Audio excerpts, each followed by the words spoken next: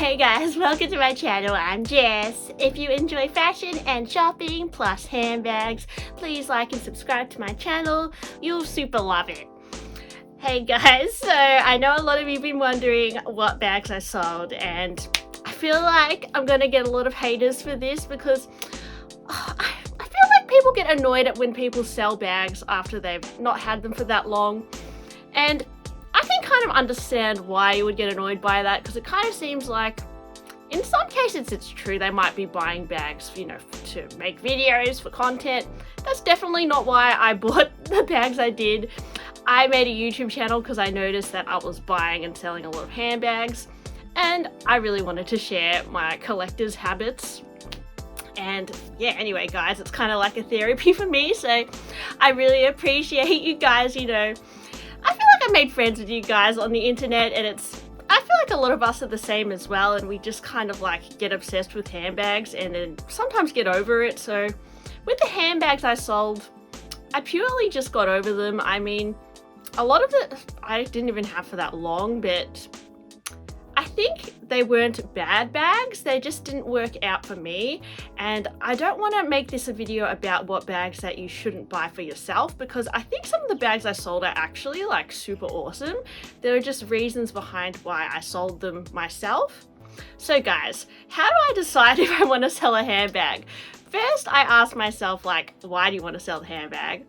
And usually it's because, you know, I shopped too much and I need maybe some extra money, and maybe it could be because I want to buy another bag, and you know, I can't have too many bags, guys. Last year I had like over 30 handbags, and if you're a collector, that's fine, but I'm not at the financial point where I can just have 30 handbags. Like, to me it was a little bit overwhelming, so I had to get rid of a few. And I also asked myself, like, do I already have bags in my collection that are better than this bag or have a similar purpose? And I also asked myself, is this going to be an easy bag to sell? Where can I sell it? Is it even worth selling? And most importantly, will I regret selling it? So the first bag that I sold recently was my Nano Speedy, which is an extremely hard to get bag, and I was extremely grateful that I was able to secure one. I did have a friend who also wanted one, so I ended up selling it to her. And to me, that was just a perfect circumstance, because when something is really easy to sell, especially to your friends, it just seems so much less stressful selling it. And will I regret selling it? Well, I did wear it. Sometimes you don't know if you like a bag until you wear it and try it out. And that's why I almost think that if you're going to invest into, say, you know, a classic flap, or like a yellow classic flap or something, it's good to almost, I know there's companies where you can hire bags and just try them out for a week. I feel like it's almost good to do that just to see if you actually vibe with the bag, because sometimes you literally don't know if you love a bag until you wear it for like a few days or so. And with the Nano Speedy, I loved the capacity of it. I loved the size of it. I'm definitely getting over the brown monogram, so that's why one of the reasons why I sold it.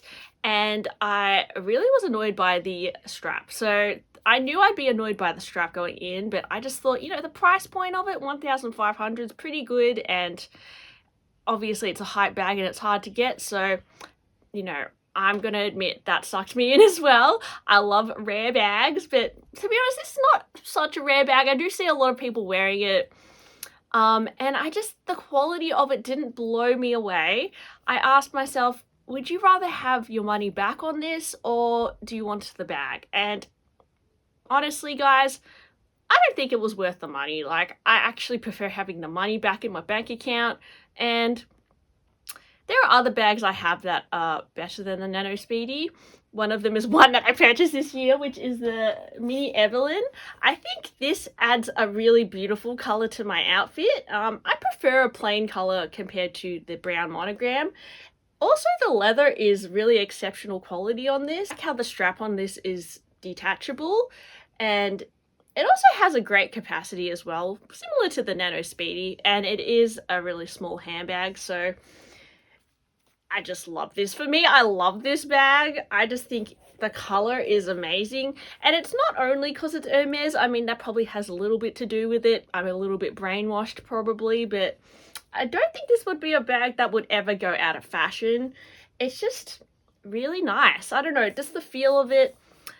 It just feels really nice. And the Nano Speedy, it felt a little bit toy-like.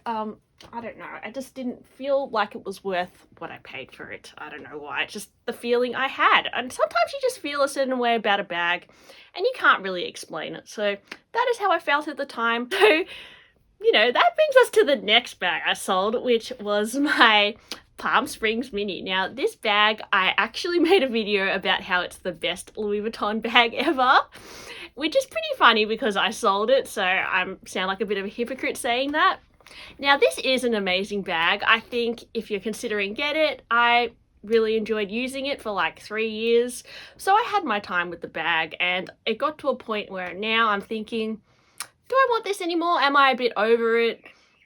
Do I see this on every second person? I kind of do. It's not that rare anymore, which for me, I like buying bags that are kind of rare. I don't know why. It's just a collector's thing. And to me, it's not that hard to find anymore.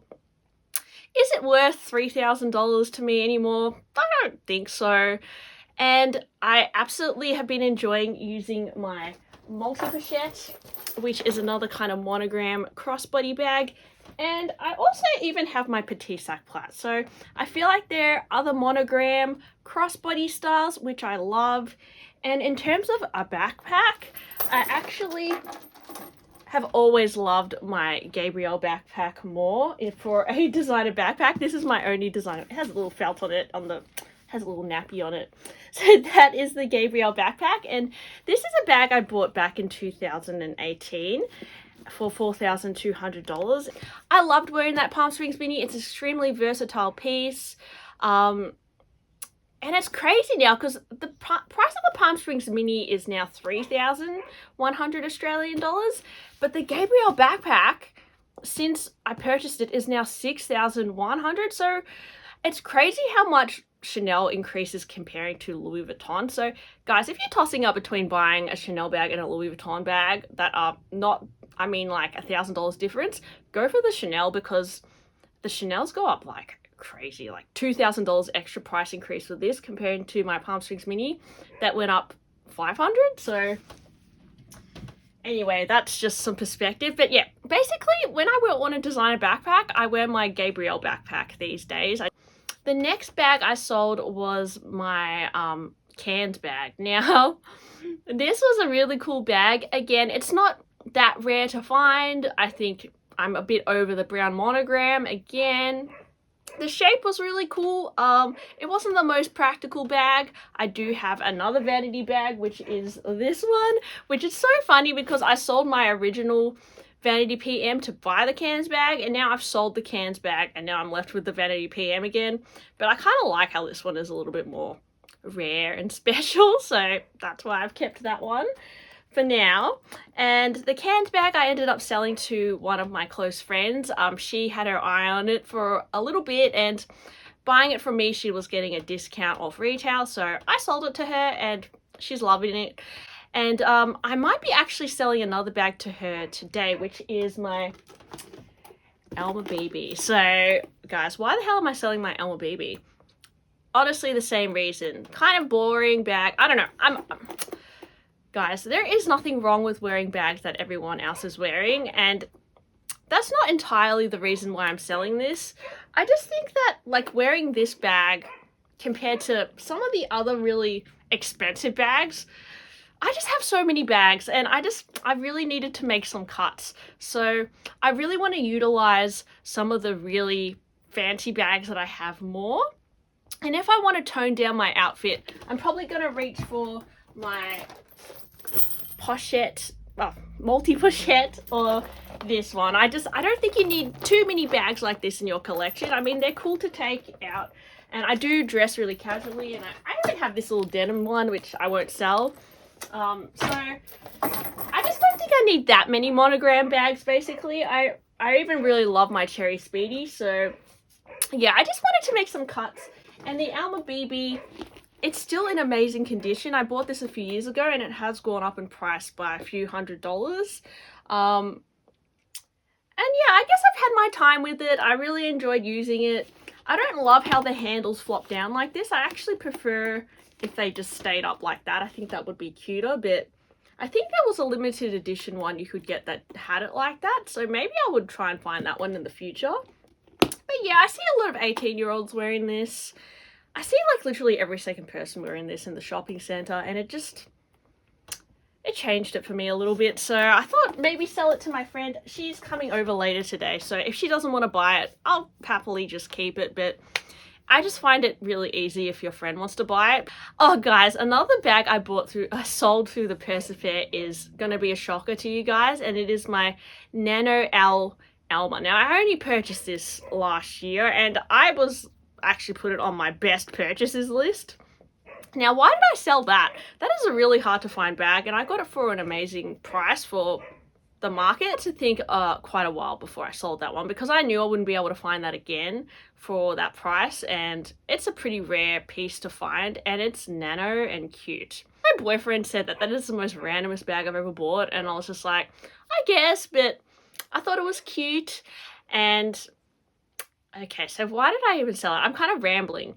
I wore it a few times and I found that the drop of it was really annoying, and you can't detach the strap, which is also annoying. So I thought I would just carry it as like a little cutesy handheld bag, similar to like this. Like, I like to just carry this like this, but because the strap is so awkward, it kind of just sat awkwardly, and I could see the strap was starting to get really crinkly, and that kind of worried me that it would age badly. Also, guys, having a giant owl on your outfit, it's cute, but it's kind of like a funny joke, and I kind of thought, do I want to have this kind to be honest, I thought it was a hilarious bag, and that's why I loved it. A lot of my bags are very novelty and kind of silly, but I think fashion should be fun, and it's okay to have a few of those bags in your collection, but it just so happens that I have a lot of bags like that, and that was just one of those ones that I didn't find it that functional. The strap was awkward on me, and I think if I was taller, it would look better on me. So it just didn't sit right on me. That's the main thing. Also, it was pretty hard to put things in there. The shape of it was a bit annoying, and the zips were a little bit annoying. A lot of things when I wore it, I didn't feel great in it. It was annoying me. And yeah, I wouldn't have been able to discover that without purchasing the bag. Now, it is a very collectible piece and rare, so I feel like if you purchased it from the Persefair, you're probably getting a really good deal, and it might actually be even more expensive in the future as a collectible. See it being a forever bag purely because there were things about it that annoyed me. And I think if you're spending that much money on a bag, you have to really like it. And the fact that I could still get my money back on that, it was just like a win for me. So I actually made a few $100s on that bag, because the Persefair price your bags according to the market, and I think according to the market that was actually reselling for quite a lot. So I actually profited off selling that Alma, which, yeah, to me it was a win selling it. So that's that. Next bag I actually still have listed on the Persefair. It's my watercolor Papillon. Now, this actually was really hard for me to decide whether I want to sell, and it's still actually up for sale on the Persefair. So if that doesn't sell, then I'd be happy to also keep it. I was just being really cutthroat with my collection, and just, you know, I love my Cherry Speedy so much, so I just can't part with this, and the shape of it is a lot more practical than that Papillon. I thought I could use it similarly to my Cherry Speedy and like put my lunchbox in it and stuff, but it actually doesn't fit my lunchbox because it's quite a long shape. It's in amazing condition, and the whole watercolor kind of theme is definitely coming back in fashion. I think the latest men's collection has the watercolor again, so I'm surprised that one hasn't sold yet. They did price it according to the market, so yeah, guys, if you want to buy that bag, it's on the Persefair, so have a look. But if it doesn't sell, then I'll probably just keep it as a collectible. Recently, I bought a multicolor Blanc version of this for $1,700, which it was a lot, because that one I particularly bought was not as in pristine condition as this one. And I used to have a white multicolor Blanc Speedy HL in the past, and I regretted selling it, which is why I purchased it back again. And one of my friends came over the other day and she was having a look and she really liked it, and I thought maybe, you know, she kind of wanted to buy it from me, so I sold it to her, the white one. I just ended up letting the white one go because I really liked the black one more, and I think the condition is amazing. And I purchased this from my friend B, and I just really like the black one more, so that's why I let go of the white one. But those ones are going up in value quite a lot on the pre-loved market, so who knows if that was a bad decision on mine to sell it. But I don't know, guys. If a friend wants to buy my bag, sometimes I'm a bit more lenient. I'm like, hey, sure. It's just easy for me, less stressful. Another one of my friends actually asked me if I could sell this to her. And I said I'm not selling it for less than retail because it actually was really hard for me to find. And I really don't even want to sell this because this is such a cute bag, and I've actually sold quite a few Louis Vuitton bags recently, so I feel like selling this, I may regret it. It was just really expensive though. This was $3,900, and I feel like that's a lot for a canvas bag, but I think I will think about this for now. I don't think I'll sell it to my friend yet, but yeah. And she was kind of like, I think she wanted me to sell it to her for less than retail, so I don't know, maybe in the future, but I really like it. So sometimes when you sell a lot of things and you get a lot of money, like all of a sudden, you kind of just get addicted to selling things. And I feel like I'm kind of going through that right now. Like, I've sold a lot of things. I'm just getting lots of money randomly. And then I bought a new bag, and then I'm like, oh, I like this feeling, like, of just buying and selling. Like, but you kind of have to put it into perspective. Sometimes you don't want to regret selling things as well. So yeah, I just love the hearts. Anyway, I haven't sold that. I sold my graffiti Steven Sprouse pochette, which I ended up selling it for $100 more than what I paid. The only reason I sold that is because, again, I wasn't extremely happy with the condition of it, and I already have my cherry pochette, which I love. I would never sell this one, and my multi pochette. So I was just being a bit cutthroat again. Just, you know, seeing what that kind of collection is really hot at the moment. It's having a bit of a resurgence, so may as well just, you know, recoup my money for that one and put it towards Miss 19 over here. So yeah, I was even considering selling this, but there's really no point because I do still use it a lot, and I'm just over the brown monogram basically. But I don't know if that's just a phase, so again, I don't want to sell too many more items.